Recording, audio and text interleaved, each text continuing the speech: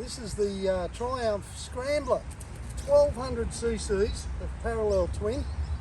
Makes about 90 horsepower, but it's not that, it's the way it makes it.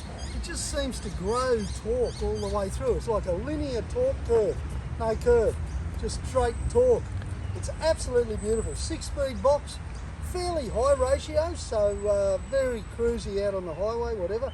And yet low enough to handle a bit of trail bike riding. Trail bike riding, you're kidding, right? 90 horsepower? No, not at all. No, it's beautifully balanced, fantastic suspension, really good brakes. A good rider on one of these things can really honk. If I have an issue with it, it's that, you know, my little duck legs are a little on the short side for this one. But they do make another model, a C model I think it is, an XC, that's a little bit closer to the ground. That'd definitely be my pick. Now, the first time I saw a photo of one of these, or a photo shoot on one, a few years ago, I just had to have one. I really had to have one. And I made the mistake of mentioning that in print a couple of times, and the Handbrake may just have mentioned something about how many bikes is that in the shed now, John? So I never got around to getting one.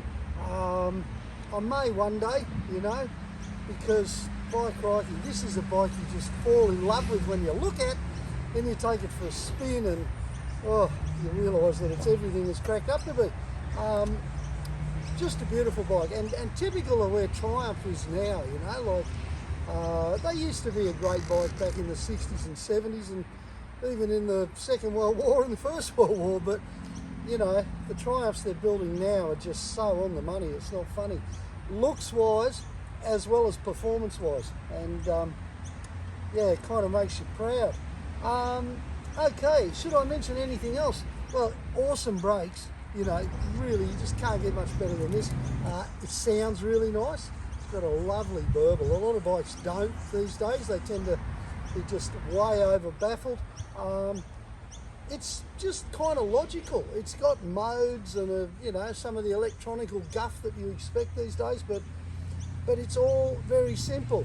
It's even got a cruise control, but it's just a one-button push job, you know? Just so simple. Anyway, there you go. I'll tell you what, I'm really quite in love with this bike. It's beautiful. And now I've got to give it back. Maybe one last ride. One last ride. Just one last ride. You know, maybe to Darwin or something.